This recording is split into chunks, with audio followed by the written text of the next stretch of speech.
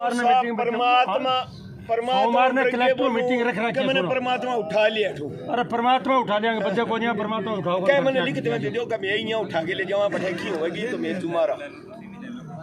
BBMB की चंडीगढ़ में बैठक होने वाली है। उसके अंदर नौहर फीडर के अंदर जो कम पानी मिल रहा है उसका मामला भी चीफ इंजीनियर हनुमानगढ़ उठाने वाले हैं और आज इस मामले को लेकर क्या कुछ निर्णय होता है वह तो देखने वाली बात होगी कि क्या चीफ इंजीनियर अपने मामले को अच्छे ढंग से उठा पाते हैं या नहीं और बीबीएमबी की बैठक इसमें क्या निर्णय लेती है।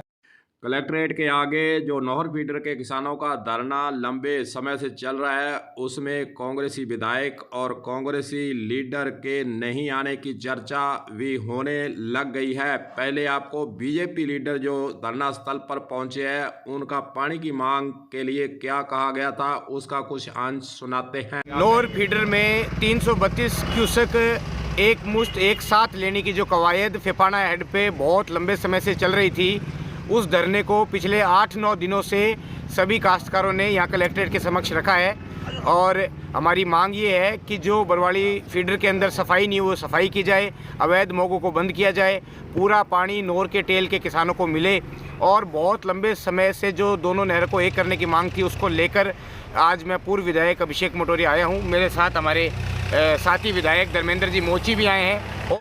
धरने पर अनशन पर जो किसान बैठे हैं उनको पुलिस के स्तर से डॉक्टर की रिपोर्ट के आधार पर उठाने का काम भी प्रतिदिन किया जा रहा है। उनको उठाकर हॉस्पिटल के अंदर भर्ती किसानों को करवा दिया जाता है।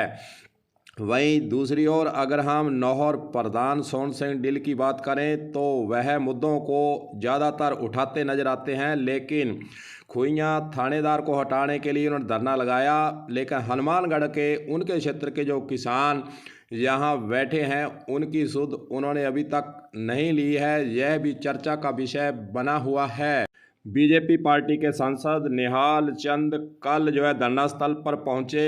उन्होंने इस मौके पर क्या कहा था वह भी आपको कुछ अंश कल के वीडियो के दिखाते हैं कि उन्होंने किसानों की समस्याओं को जानकर क्या कहा था। सुनिए।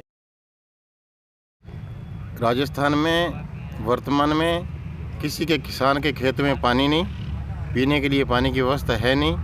राजस्थान सरकार सोई हुई है। जहाँ पे हम लोग धरने पे बैठे हैं नौहर फीडर के किसान यहाँ पे हैं। पिछले 10 दिन से ये लोग आमरण अनशन पे हैं, भूख हड़ताल पे हैं और 9 लोग ये धरने पे बैठे हैं। मैं समझता हूँ कि इससे बड़ा दुर्भाग्य हमारा हो नहीं सकता।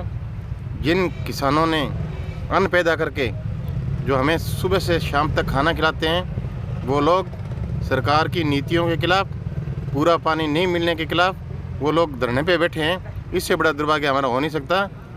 अगर हम बीजेपी पार्टी से रहे पूर्व प्रधान अमर सिंह पूनिया की बात करें तो वे प्रतिदिन कलेक्ट्रेट के आगे जो किसानों का धरना चल रहा है उसमें आकर हाजिरी दे रहे हैं। मुख्य मांग हमारी ये है कि लगातार पिछले 3 साल से जो निर्धारित पानी हमारे हरियाणा से आता है उसका 25% पानी हमारे आने लग रहा है। तो आप ये मान के चले 100 में से जब 25% ही कोई पानी आए तो हमारे किसानों के खेत बिल्कुल सूखे हैं। और हमने बड़ा प्रयास किया इस बात के लिए, हमने धरना लगाए हुए आज हमारे 5.5 महीने हो गए लगातार। पहले हमारे CP4 हेड पे था, फिर अभी आपके यहाँ लगाना पड़ा।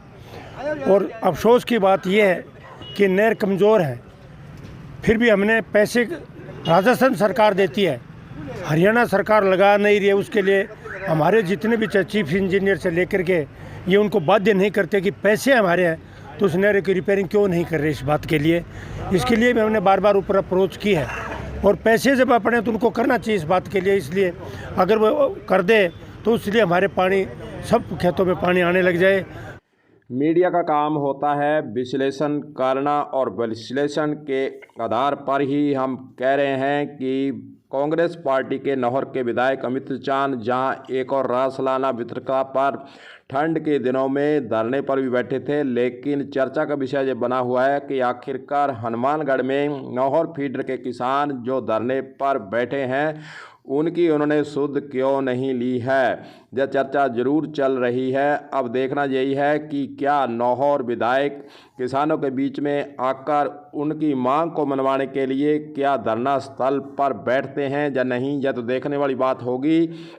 लेकिन बीजेपी के विधायक और सांसद व अन्य नेता बार बार धरना स्थल पर आकर किसानों की सुध लेने के लिए और उनका हालचाल जानने के लिए और उनकी मांगों को लेकर वे कार्रवाई करवाने की कह जरूर रहे हैं।